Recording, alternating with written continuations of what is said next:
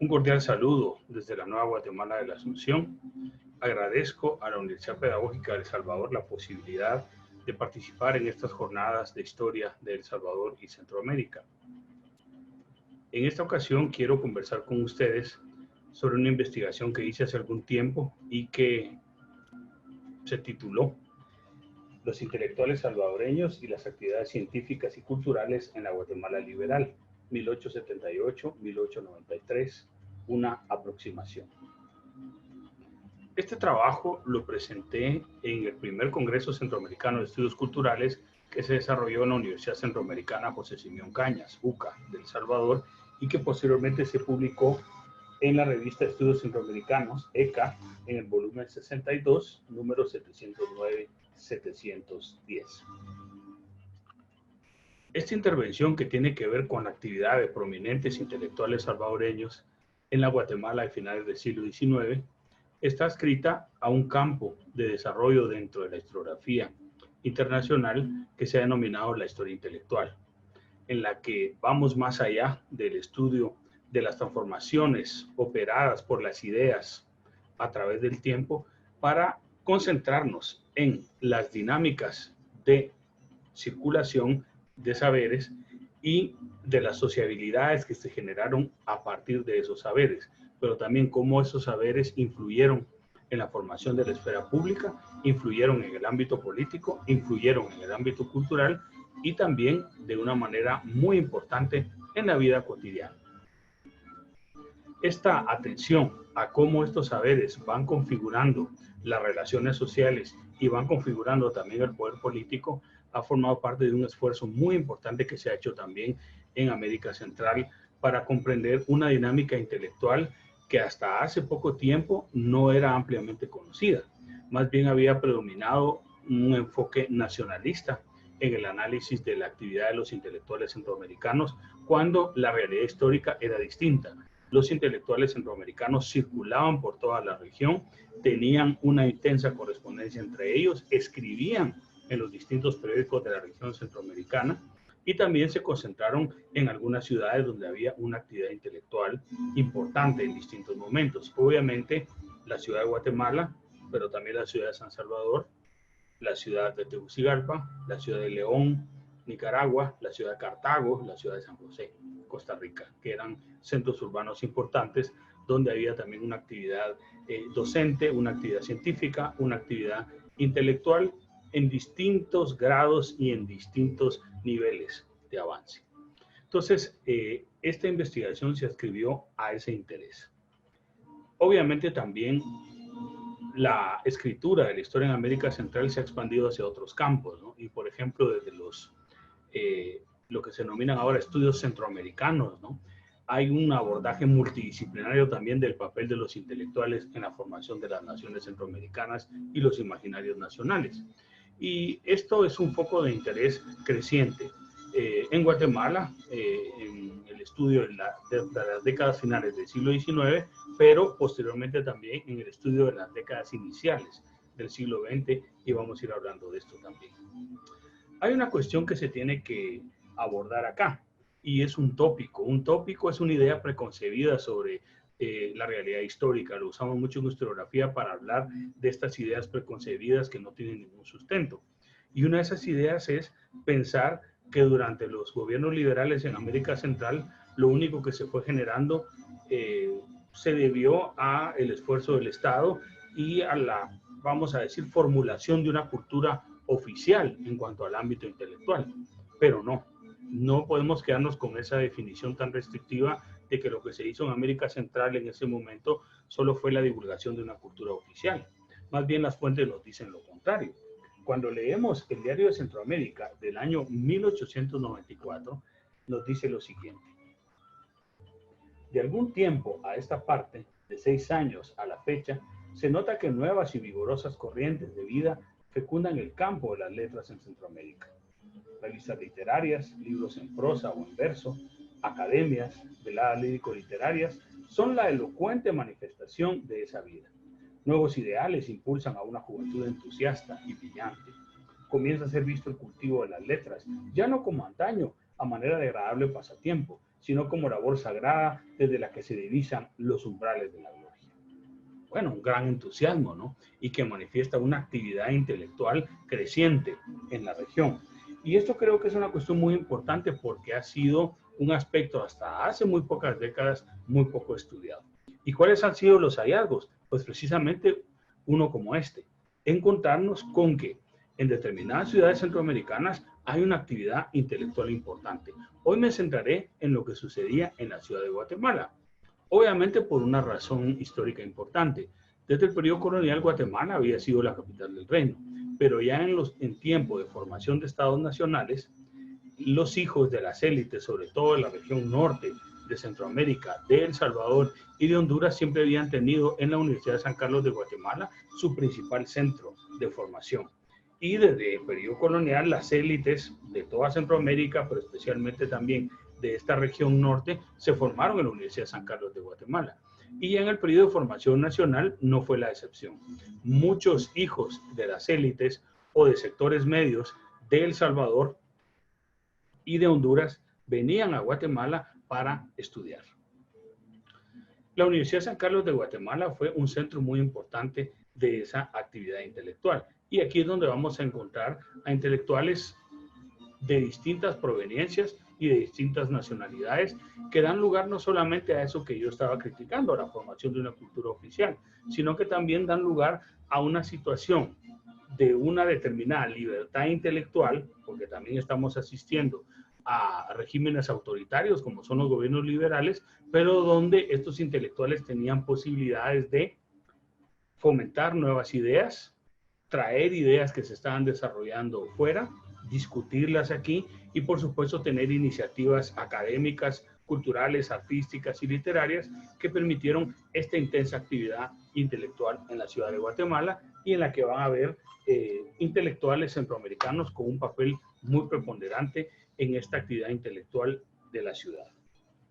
Bueno, hay una cuestión muy importante. Estos intelectuales también tienen unos conceptos que tenemos que abordar críticamente.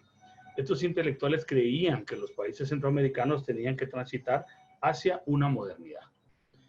¿Y esa modernidad a qué se refiere? Se refiere a un Estado centralizado, se refiere a una constitución en la que haya ejercicio de libertades políticas, se refiere a quitar a la Iglesia de una posición de influencia en la sociedad, y esa posición de influencia era ejercida especialmente dentro de la escuela, y por supuesto que las sociedades centroamericanas asumiesen hábitos de vida y por supuesto una actividad económica propia de las naciones avanzadas del mundo, a semejanza de Estados Unidos, de Inglaterra y en último término de Francia.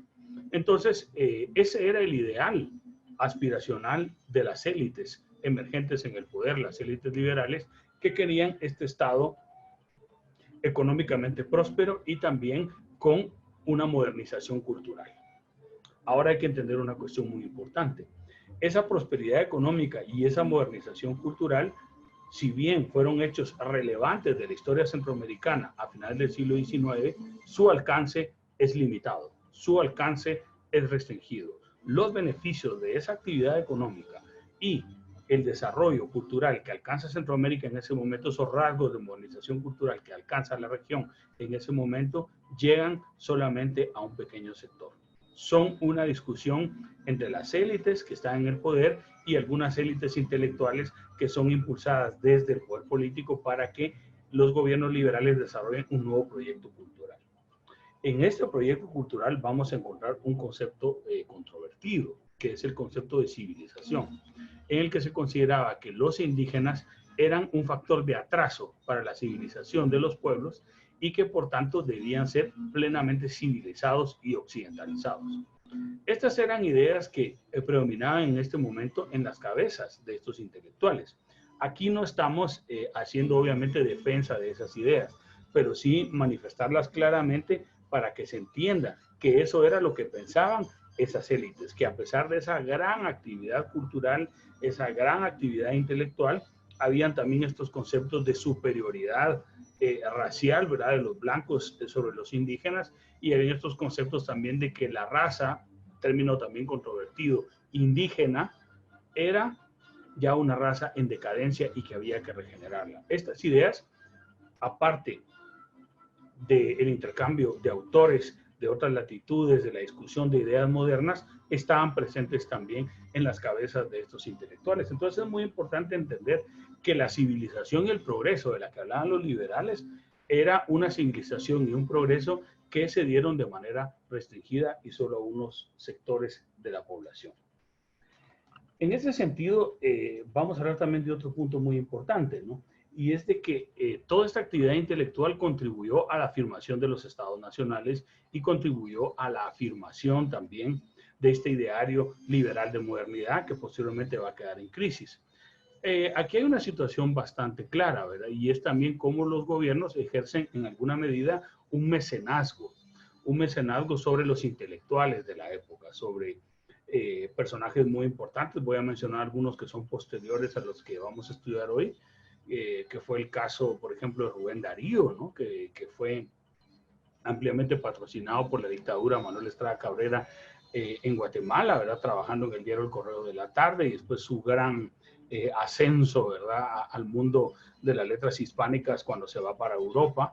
O el caso de Enrique Gómez Carrillo, un gran cronista guatemalteco que también gozó de estos apoyos, ¿no?, de gobiernos autoritarios, en este caso también del gobierno de Estrada Cabrera. Esta es una cuestión muy importante porque aunque exista un poco esta independencia a la que me referí, que tienen estos intelectuales, obviamente tienen una relación orgánica con el poder político y muchos de ellos son hombres y mujeres del poder político. ¿Cuáles son estos dos intelectuales de tan destacada trayectoria en Guatemala en este momento y que son nacidos en El Salvador? Bueno, voy a hablar de los dos tal vez más importantes, pero después me voy a referir a otro que es igual de importante. En primer término, va a aparecer el doctor Darío González. El doctor Darío González, que desarrolla su formación como médico en Europa, específicamente en Francia y también en América Central, viene a Guatemala a fungir como catedrático de la Escuela de Medicina, actual Facultad de Ciencias Médicas de nuestra universidad, la Universidad de San Carlos de Guatemala. Y el caso de Francisco Esteban Galindo. Francisco Esteban Galindo, intelectual salvadoreño prominente que tuvo un papel muy destacado en la divulgación de las ideas positivistas. Aquí vamos a entrar también a otro ideario intelectual de los gobiernos liberales. El positivismo se vuelve la propuesta intelectual de los gobiernos liberales para acometer la influencia de la Iglesia Católica. ¿Por qué razón esto es tan importante?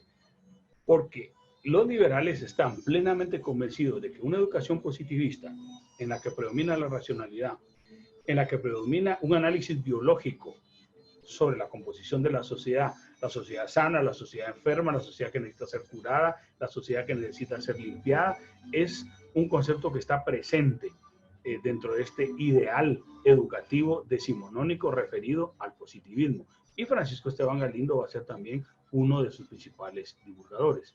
De hecho, el gobierno guatemalteco trae al país al intelectual español Valero Pujol para que se encargue de divulgar este diario. Valero Pujol había sido un profesor universitario importante en España y un político republicano también muy reconocido que había tenido puestos políticos relevantes en España.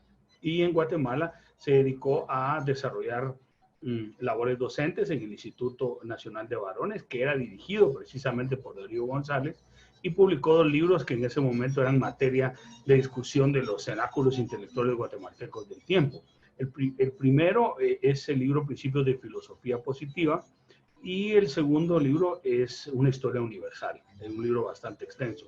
Entonces, en ese momento el gobierno está convencido que quitando a la Iglesia Católica esa influencia va a lograr consolidar su proyecto de una educación plenamente positivista. Pero a este proyecto estaban adheridos también otros intelectuales centroamericanos que se estaban formando en la Universidad de San Carlos de Guatemala y después llegaron a ser profesores de ella también. Entonces, en ese momento vamos a encontrar una presencia de intelectuales centroamericanos y de otros países muy importante en el país.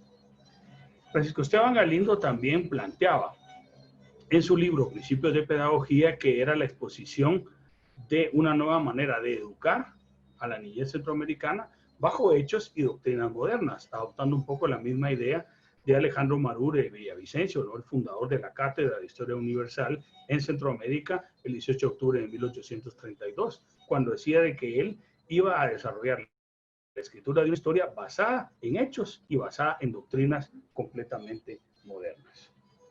Bueno, una cuestión muy importante también es ver estas dinámicas de interrelación de los intelectuales, ¿no? Y cómo estos intelectuales se relacionaban para impulsar, discutir y, por qué no decirlo también, defender algunas de estas ideas porque estaban plenamente adscritas, ¿no?, a la expansión del ideario político liberal de ese momento. Bueno, habían otros intelectuales en ese momento de gran relevancia en Guatemala. Aparte de los doctores Galindo y Darío González, hay otro personaje muy importante en la vida intelectual guatemalteca del periodo. Y este personaje es el gran intelectual e independentista cubano José Martí. José Martí llega a Guatemala acogido con gran entusiasmo por distintos círculos de liberalismo político que ven con simpatía la lucha de los independentistas cubanos, y José Martí en un principio está deslumbrado por los cambios radicales y realizados con tanta fuerza por el gobierno liberal. Pero cuando regresa a su país para participar en la guerra de independencia, él ya va decepcionado de lo que ha visto. Se da cuenta de que esos grandes cambios están hechos con base al trabajo forzoso de los indígenas, que en algún momento él vio también que ese proyecto de civilización podría llevar a los indígenas a mejorar su situación, y no fue así. Y por supuesto, darse cuenta que también el gobierno liberal era un gobierno autoritario y que era absolutamente intransigente y cruel con la oposición política. Entonces José Martí se decepciona de esto, y en parte esto tiene que ver también con su regreso a Cuba, aparte de otros problemas personales que él en ese momento tiene en Guatemala, la situación de su esposa, etcétera. Es una cuestión muy interesante, pero en Guatemala está también José Martí. Hay otro intelectual salvadoreño, el que me voy a referir posteriormente, que es José Ignacio Barberena. José Ignacio Barberena es un pionero en el desarrollo de la ciencia topográfica en El Salvador y se va a formar también en Guatemala y forma parte también de toda esa dinámica intelectual. Bien, una primera sociedad de letras, pero es una sociedad también de ideas, es la Sociedad Literaria El Porvenir. En esta sociedad literaria participa José Martí, participa Lorenzo Montúfar, participa José Ignacio Barberena también como parte de la junta directiva, y es una asociación que en Guatemala en ese momento lo que hace es discutir gran parte de la filosofía positiva, a lo que se suma la organización de otro tipo de actividades culturales. Incluso la Sociedad del Porvenir tuvo una revista, ¿verdad?, de divulgación de sus actividades que tuvo una duración muy corta.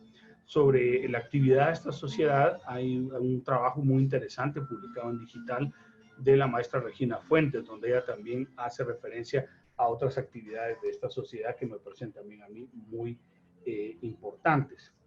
También en esta sociedad participa otro intelectual del régimen, como es Lorenzo Montúfar. Acuérdense que Lorenzo Montúfar es ministro de Relaciones Exteriores de Costa Rica, es ministro de Relaciones Exteriores de Guatemala, pero en ese momento en particular, antes de la fundación de estas sociedades literarias, hay otro hecho muy importante en cuanto a la fundación de sociedades de ideas.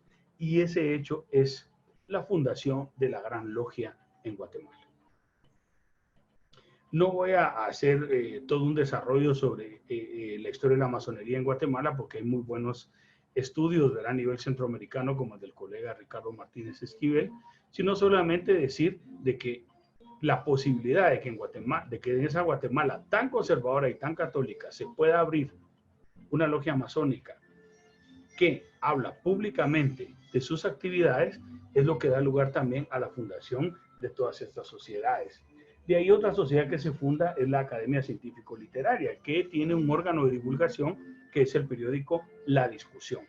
Este es un periódico en el que ellos van a divulgar gran parte de sus actividades y donde también hay una discusión sobre el ideario positivista de ese momento. La Academia Científico-Literaria sobre todo se dedicó a la discusión de las obras de Valero Pujol, que en ese momento se habían publicado en el país. Entonces aquí tenemos estas agrupaciones que surgen de hombres y mujeres prominentes y cultos, ¿no? Donde tienen también como una gran aspiración, ¿no? Que esa república política moderna sea una república de las letras, ¿no? Lamentablemente, el alcance de ese debate impulsado por la sociedad de letradas va a ser bastante limitado, aunque sí hay la conformación en este momento de lo que se denomina muy bien dentro de la teoría crítica de Jürgen Habermas, la formación de un espacio público, y que en el ámbito de la historia ha sido muy bien desarrollada por la profesora Annick Lemperrier. El positivismo ha sido un tema de amplio estudio. En el caso guatemalteco ha habido dos trabajos importantes, como el del doctor Jesús Amurrio y de la profesora Artemis Torres Valenzuela. Y tal vez en el caso salvadoreño tenemos otros trabajos de carácter más general en cuanto a historia de las ideas o historia intelectual, que no se centran tanto en el positivismo, pero sí tratan de dar cuenta del desarrollo intelectual salvadoreño. El primero, el trabajo del profesor Luis Gallegos Valdés, ¿verdad?, sobre una historia de la literatura en El Salvador, y el trabajo de el profesor Manuel Domínguez Miranda, que es una historia de la filosofía en El Salvador.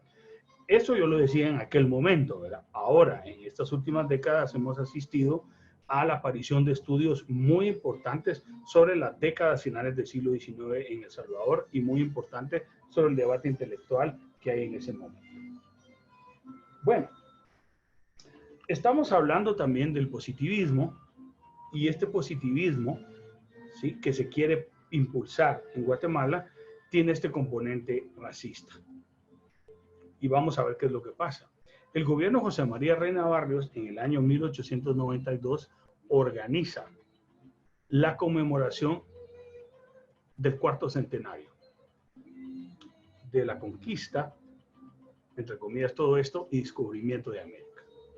Y una de las actividades que se plantea desarrollar es que haya un desfile en el que bajen una gran cantidad de pueblos indígenas que habitan el territorio guatemalteco y desfilen por la ciudad. Y efectivamente esta actividad se realizó. Lo tremendo fue leer los desarrollos editoriales al día siguiente, que se referían a ese desfile como un espectáculo dantesco, como un espectáculo desagradable, ver a esos indígenas sucios y harapientos caminando en las calles de Guatemala, ¿verdad? Que eso desdecía a Guatemala como un país moderno, etcétera, etcétera. Entonces el gobierno también, dentro de sus iniciativas, organizó el Congreso Pedagógico Centroamericano hacia el año 1893. En este congreso, una de las iniciativas que se iban a impulsar era un concurso en el que se presentaran obras que expusieran cuál era el medio más eficaz para civilizar a los indígenas. Claro, se presentaron distintos trabajos. Uno de los prominentes intelectuales que presentó un trabajo a este concurso fue el licenciado Antonio Batres Jáuregui. Antonio Batres Jáuregui fue un político guatemalteco prominente, ministro de Relaciones Exteriores, ministro de Educación, y es considerado el fundador del racismo intelectual guatemalteco, ¿no? Su libro, Los Indios, su historia y civilización, es un libro en el que él expone cómo civilizar a los indígenas, pero donde también se exponen ideas sobre la eyección de esta raza, ¿verdad?, caída, ¿verdad?, completamente, el medio de civilizarla, pero también algunas ideas que tienen que ver también con su inferioridad biológica. Entonces, Batres Jáuregui, a pesar de que este libro es un libro muy importante en el desarrollo intelectual guatemalteco, no gana el concurso.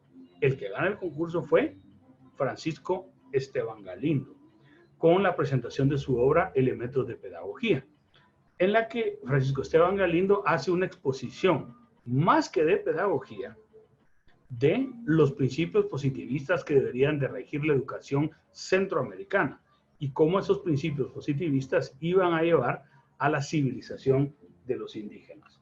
Entonces, en este momento, la idea de Esteban Galindo, que su libro se publicó finalmente en San Salvador en 1887, porque al final uno de los ofrecimientos del concurso era que se iba a publicar la obra en Guatemala, no se publica, hay una serie de desacuerdos, y finalmente Francisco Esteban Galindo publica en San Salvador su obra y ofrece a los estudiosos una exposición sobre todo de esa idea de la ciencia moderna, ¿no? Dice Esteban Galindo, lo que necesitan los gobiernos es una ciencia moderna, es una ciencia positiva para organizar la educación. Y en realidad la empresa de Educar Centroamérica es una empresa de civilización de Centroamérica. Es que Centroamérica, dentro de su imaginario, se adscriba a hechos y a doctrinas políticas completamente modernas. Entonces el Estado Nacional guatemalteco y salvadoreño estuvieron en gran medida ligados a esta idea positivista, a esta idea de una pedagogía que iba también a liberar a los indígenas de esa situación de abyección. Alguno preguntará, bueno, pero entonces esto que se está planteando quiere decir de que los liberales buscaban el bien de los indígenas. Aquí hay que detenernos. La instrucción que el proyecto liberal buscaba sobre los indígenas era una instrucción que vamos a denominarla, creo yo, sin temor a equivocarme, una instrucción completamente restringida.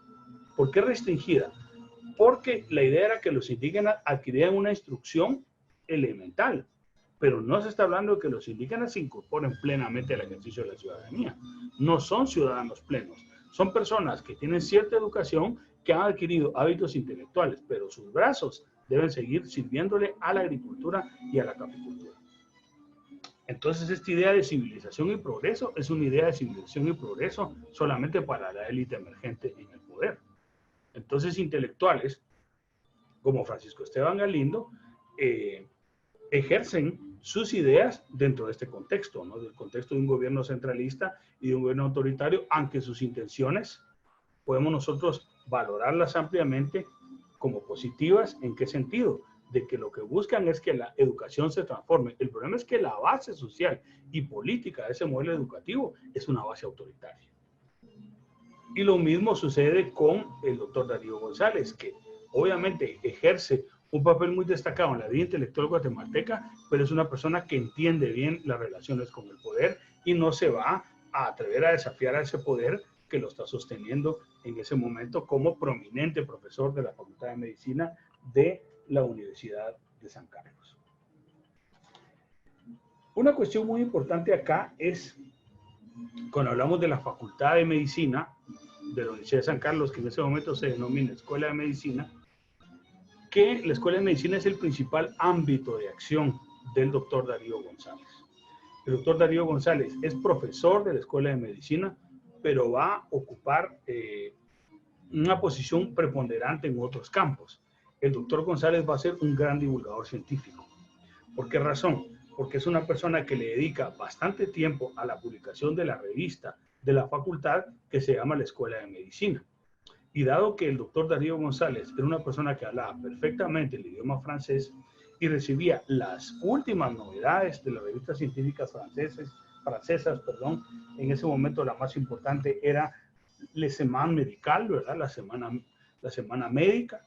Él traducía varios artículos de esa revista al castellano y se publicaban en la revista de la Escuela de Medicina de la Universidad de San Carlos, porque eso le iba a ayudar a él en su magisterio con los estudiantes. Esa es una parte muy importante. El doctor Darío González, como docente de la Escuela de Medicina, como divulgador científico. Pero la fase docente del doctor Darío González tiene un antecedente muy importante.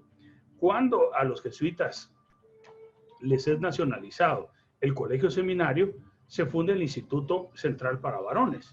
Y ese Instituto Central para Varones es dirigido por el doctor González. Y ahí es donde él también desarrolla un importante magisterio. Francisco Esteban Galindo también se relaciona con esta institución. Entonces tenemos a un doctor González que tiene una amplia presencia docente como intelectual en el país, como divulgador científico, pero una tercera faceta también, como un gran investigador. Porque el doctor Darío González es absolutamente pionero en el desarrollo de las pruebas de rayos X en América Central y toma las primeras fotografías donde se aplica esta tecnología de los rayos X para hacer diagnósticos. Esto es una cuestión muy importante, porque el doctor González es alguien que se maneja en la docencia, en la divulgación científica y en la investigación. Otra cosa que hace el doctor González en el Instituto Central de Varones es impulsar. Esto los jesuitas ya lo habían hecho antes, ¿no? Pero él le da un mayor impulso a todo el tema de las mediciones atmosféricas y climáticas. Entonces, el observatorio que había en ese instituto, él trata de dotarlo con mejor equipo y sobre todo instruir a los estudiantes y a los profesores en llevar un registro detallado de todos los cambios climáticos, porque son datos que a él les sirven también dentro del desarrollo de su profesión como médico. Esto me parece también algo muy interesante de la vida del doctor Darío González. Y otra cuestión que nosotros vamos a encontrar también es la publicación de otra revista, aparte de la Escuela de Medicina, una revista distinta porque no es una revista especializada. Y esta revista va a ser la revista denominada La Propaganda Científica. Esta revista va a ser publicada por el ingeniero guatemalteco Francisco Vela. Y es una revista muy interesante porque al no ser especializada, está especialmente preocupada en divulgar temas científicos a un público amplio. Y algo todavía mucho más curioso, y es la divulgación de una revista en dos idiomas. Una página en inglés y otra página en español, en castellano.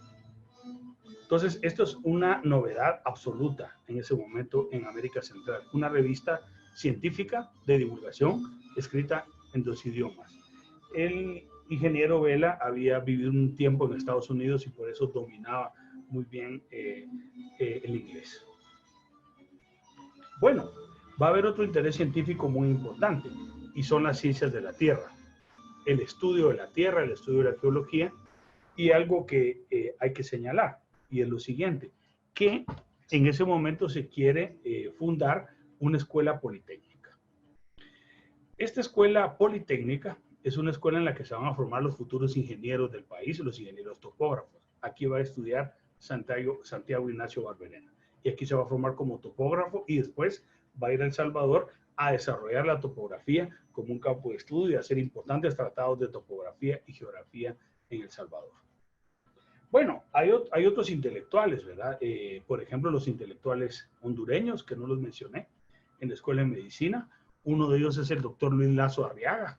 El doctor Lazo Arriaga fue uno de los grandes divulgadores, por ejemplo, del evolucionismo biológico de Darwin. Incluso en la revista de la Escuela de Medicina se apeló a las teorías de Darwin para demostrar la inferioridad biológica de los indígenas. Luis Lazo Arriaga posteriormente fue un médico muy prominente en Honduras. Y había otros intelectuales centroamericanos, hondureños en este caso, como Ramón Rosa, que fue ministro de Relaciones Exteriores. Y vamos a tener el caso también del hermano de Luis Lazo Arriaga, que también fue importante ministro de Relaciones Exteriores, tanto en Guatemala como en Honduras. O sea, Guatemala era en ese momento una capital centroamericana, donde había intelectuales de distintos países. Entonces, hablo de Luis Lazo Arriaga, porque también es un intelectual muy importante para Honduras, ¿no? Es uno de los médicos más prominentes del siglo XIX en Honduras y se forma aquí. Pero volviendo a la Escuela Politécnica había sido creada por el gobierno liberal con esta intención de conseguir la fundación de un centro de estudios donde se formaran los ingenieros. Entonces, en esta iniciativa llaman a un militar español, Bernardo Garrido y Agustino, y se funda la Escuela Politécnica, y aquí en el currículo de estudios van a aparecer, por ejemplo, asignaturas como astronomía, geología, mineralogía y por supuesto topografía. Es aquí donde se forma Francisco Ignacio Barberena. Y otra cuestión muy importante, ¿quién es el director de la Escuela Politécnica? El ingeniero Vela, Francisco Vela. Él es el que se va a encargar de la formación de los topógrafos. Entonces, esto es una cuestión muy importante porque nos muestra una faceta de la historia intelectual guatemalteca que hace falta estudiar mucho más, y en el caso de El Salvador también, investigar las ciencias de la Tierra e investigar también el desarrollo científico. Y en ese sentido tenemos algunas iniciativas de hace algunos años, la tesis del doctor Arturo Taracena Arriola sobre la expedición científica al Reino de Guatemala, que después fue estudiada por los doctores José Luis Maldonado Polo y María Luisa Muñoz Calvo, ¿no? Que analizaron todos estos cambios que tuvo el desarrollo de la ciencia en España y posteriormente en las colonias, ¿verdad?, a finales del siglo XVIII. Bien, un último punto de interés durante este periodo y en años anteriores fue la cartografía. Bueno, la cartografía no es del siglo XIX exclusivamente. Sabemos claramente de que hay un amplio desarrollo cartográfico durante todo el periodo de conquista y colonización. Pero vamos a tener el desarrollo de una cartografía bajo criterios modernos, alimentado por el desarrollo científico moderno en el siglo XIX. George Alexander Thompson, que visita Centroamérica en 1825, trae consigo a Frederick Catherwood, que es su dibujante, pero al mismo tiempo quien le ayuda en el trazo de los mapas. José Cecilio del Valle, como una persona basada en criterios ilustrados, cree muy importante establecer una carta geográfica del estado de Guatemala. ¿Por qué? Porque eso permite gobernar. Entonces, aquí hay una cuestión muy interesante. ¿Por qué se desarrolla la ciencia? ¿Como un aspecto simple de erudición, de acumulación de conocimiento? No. La ciencia se desarrolla porque es una información que se considera necesaria para poder gobernar. Y a eso se debe el interés en el desarrollo científico. Entonces, José Cecilio del Valle es uno de los impulsores de esta carta geográfica del estado de Guatemala, entre otras actividades intelectuales que en ese momento se desarrollaron. Entonces, si ustedes ven y hacemos un recorrido, vamos a encontrar la Sociedad Literaria del Porvenir, vamos a encontrar la Academia Científico-Literaria, vamos a encontrar la Escuela Politécnica, vamos a encontrar la Escuela de Medicina, vamos a encontrar el desarrollo también de una revista como la Propaganda Científica. Entonces aquí cultura oficial no hay. Aquí lo que hay es una amplia actividad intelectual desarrollada por distintas personas interesadas, no solamente en impulsar el proyecto cultural de los gobiernos liberales, sino también contribuir al desarrollo de la ciencia en los países centroamericanos. Bueno, ¿qué podemos decir de los estudios para el caso de El Salvador? En este momento yo decía que se contaba con pocos estudios sobre una historia de la ciencia y de la técnica en El Salvador. Esto ha ido cambiando. Y sobre todo en cuanto al campo de la historia intelectual, que es al que yo me había referido anteriormente. Yo decía en este momento que la publicación del libro Historia de la Escuela de Medicina de la Universidad de El Salvador, del doctor Carlos Infante Meyer, había sido en el 2005 una importante contribución, y lo sigue siendo, porque no solamente es una historia de la Escuela de Medicina de la Universidad de El Salvador, sino que es también un estudio de la vida intelectual salvadoreña y es un estudio también de la propia Universidad de El Salvador, que yo creo que todavía hace falta un gran estudio de la gran institución benemérita de El Salvador, como es la Universidad de El Salvador. No puede haber un Estado real si no tiene una universidad pública. Y esto realmente se los digo porque a veces la Universidad de El Salvador ha sido injustamente atacada. A pesar de los errores que se han cometido dentro de ella como institución, es una institución que asegura el acceso a la educación universitaria de gran parte de los ciudadanos salvadoreños y que ha hecho una gran contribución a la vida intelectual del país, sobre todo mediante facultades como ingeniería, medicina y jurisprudencia. Los grandes intelectuales y presidentes del país de años anteriores han pasado por la Universidad de El Salvador. Entonces yo creo que es importante también ese reconocimiento a la Universidad de El Salvador como institución, como pasa con la Universidad de San Carlos de Guatemala, que también ha sido ampliamente atacada, ¿verdad? Como una universidad que no contribuye al desarrollo del país, cuando es la universidad que hace más investigación y es la universidad que tiene más profesionales con estudios de alto nivel en el exterior. Esto es importante decirlo, ¿por qué? Porque la historia intelectual es una reflexión sobre todo esto, es una reflexión sobre las condiciones de país, es una reflexión sobre las condiciones del desarrollo de la ciencia en periodos anteriores, pero que tiene relación también con la actualidad. Y tenemos otras iniciativas como el estudio del colega Ronnie Vieles Hurtado sobre el Colegio de Farmacéuticos de Costa Rica, que es otro campo interesante dentro de la historia intelectual, que es la historia de las profesiones. O la historia, por ejemplo, de los colegios profesionales o de los gremios profesionales. Es una manera muy interesante de contar la movilidad social, la estructura social y las relaciones sociales de un país por medio del trabajo de sus profesionales. En el caso de El Salvador, creo de que si vamos a referirnos a lo que se denomina la historia intelectual, ha habido algunas contribuciones que yo considero muy importantes y que tienen que ver también con el estudio del debate intelectual de las décadas finales del siglo XIX en El Salvador. Creo que el doctorado en filosofía iberoamericana de la Universidad Centroamericana José Simeón Cañas le ha dado un espacio al estudio de la historia intelectual de El Salvador, y esto ha dado lugar al surgimiento de estudios muy importantes, ¿no?, del siglo XIX y del siglo XX en la historia intelectual de El Salvador. Voy a referirme a tres que yo considero muy importantes y muy relacionados con esta temática que estoy exponiendo hoy. El primer estudio es el estudio de la doctora Olga Vázquez Monzón sobre la discusión que hay en El Salvador sobre la educación de la niña y la mujer a finales del siglo XIX, que es una gran discusión sobre el papel de la mujer en la sociedad salvadoreña. Tesis sobre la que ella publicó posteriormente un libro muy interesante que se llama Mujeres en Público, ¿no?, y que aconsejo su lectura porque es un primer abordaje, ¿no?, de los debates intelectuales de finales del siglo XIX en El Salvador. Un segundo estudio es la tesis de doctorado del doctor Valdés Valle, Roberto Valdés Valle, sobre los masones y la secularización del Estado salvadoreño. Entonces esto es muy interesante porque es mostrar la actividad que en este momento públicamente desarrollan los masones en el debate sobre la secularización del Estado y digamos también del intento de secularizar la sociedad salvadoreña y el debate que hay en el ámbito público en ese momento. Temas que antes eran totalmente desconocidos dentro de la historia intelectual de El Salvador.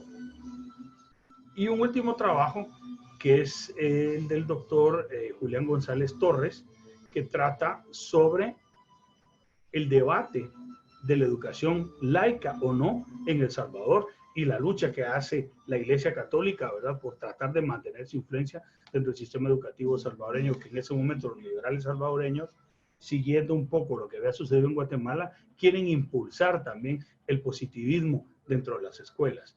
Y que después él publicó como un libro que, si no me mal recuerdo el título, se llama Escuelas sin Dios.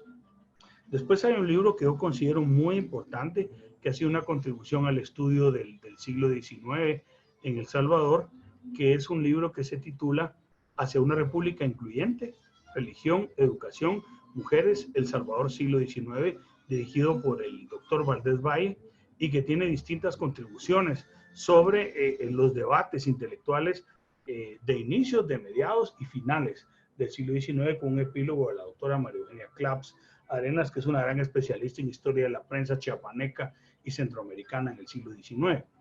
Entonces, aquí, ¿qué es lo que nosotros encontramos? Un amplio desarrollo de la escritura de la historia sobre el desarrollo intelectual de países como Guatemala y El Salvador. Comprendemos de que hay una importante actividad intelectual en ambos países, que no solamente se está dando el desarrollo de una cultura oficial, y lo más importante, la gran influencia que estas ideas están teniendo en la formación de los estados nacionales. Tal y como inicié, voy a dar fin a las reflexiones que planteé con una cita muy interesante en la editorial del Diario de Centroamérica del 26 de septiembre de 1895, en el que se tratan de trazar esas ideas que supuestamente ya se implantaron, ¿verdad?, en la sociedad, de que ahora dejamos de ser una sociedad creyente, ¿no?, para ser una sociedad plenamente científica. Y con esto también vamos a ver que hay una relación con esas ideas positivistas, evolucionistas. O sea, habla un poco del debate intelectual de ese momento, y que es con lo que quiero concluir. Dice: las evoluciones operadas en los pueblos por el progreso, evoluciones cristalizadas en la historia y cuyas sabias enseñanzas han recogido pensadores de talla, patentizan hoy día el viejo paralelismo que existió antaño entre el gobierno y la familia, el que es ya caduco y sin razón de ser, y que Spencer, el filósofo, dice bien cuando afirma que ninguno de los caracteres originarios del gobierno paternal existe ni puede existir en nuestros días. Se refieren a los gobiernos anteriores.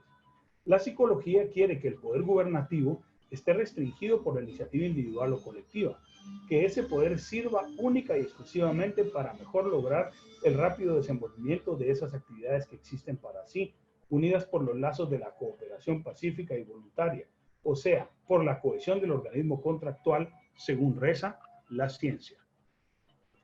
Esta, que es la diosa de los enamorados del saber, ha marcado obligaciones fijas al gobierno, o sea, los gobiernos ahora se rigen por la ciencia, y ha marcado obligaciones al pueblo. Este se desarrolla, se agiganta por su propia cuenta, sin tutela y sin restricciones. Aquel, respetando la voluntad del pueblo soberano, cuida por medio de sabias leyes, o sea, el gobierno, ese desarrollo, ese agigantamiento, y sin ponerle trabas, garantiza su vida. La ciencia moderna no concede protección ninguna a los gobiernos del siglo XIX. Su intervención en la marcha de las sociedades está circunscrita a garantir, y la tutela de la ley, según Summer Main, disminuye más y más, y la ley misma propende a convertirse en una simple garantía general de la ejecución de los contratos, que en su pormenor quedan entregados a la libre iniciativa de los ciudadanos. O sea, ese ideal de una sociedad en la que predomina la ciencia, de una sociedad en la que hay una constitución que da unas garantías mínimas, pero que da también lugar a esa libertad de iniciativa propia del liberalismo económico. Posteriormente, todas estas ideas que se consideraban plenamente consolidadas van a entrar en crisis. ¿Y por qué entran en crisis? Por la parte económica. El modelo caficultor empieza a resquebrajarse por la crisis de los precios del café, y eso va a dar lugar a una enorme crisis política en gran parte de la región centroamericana, y que va a llevar a cambios políticos muchas veces inclusive violentos, como fue la caída de Manuel Estrada Cabrera en 1920, al finalizar también la Primera Guerra Mundial, y que hay un movimiento también que ya pide la democratización de la sociedad. En ese momento, ahora que estamos en pandemia, Guatemala también sufre los efectos de la pandemia, ¿no? de esos años, y fueron años muy complicados, pero también de gran tumulto político. Entonces, esta parte del desarrollo político e intelectual de Centroamérica, muy pocos años después, va a entrar en crisis. ¿Eso qué quiere decir? Lo primero que expuse, que estas bases modernizantes y de crecimiento económico eran débiles. ¿Por qué? Porque no beneficiaban a la mayoría de la población. Estas reflexiones deben llevarnos a pensar en la necesidad, en un momento tan delicado como las pandemias del COVID, de que tenemos que fortalecer las políticas públicas, y estas pasan en este momento por la salud de la población. Espero que estas ideas hayan ayudado para entender la importancia que tiene la ciencia en el bienestar de la sociedad, de que la ciencia debe estar al servicio de ese bienestar de la sociedad y no solo de idearios políticos. Agradezco el espacio que se me ha dado en este momento, y les invito a seguir las actividades que vamos a seguir organizando, y por supuesto solicitarles que se cuiden mucho en este tiempo de pandemia, y por supuesto reunirnos pronto para conversar sobre estos temas que son la historia de Centroamérica, que tanto me apasionan y sé que les apasionan a ustedes. Mis mejores deseos para todos.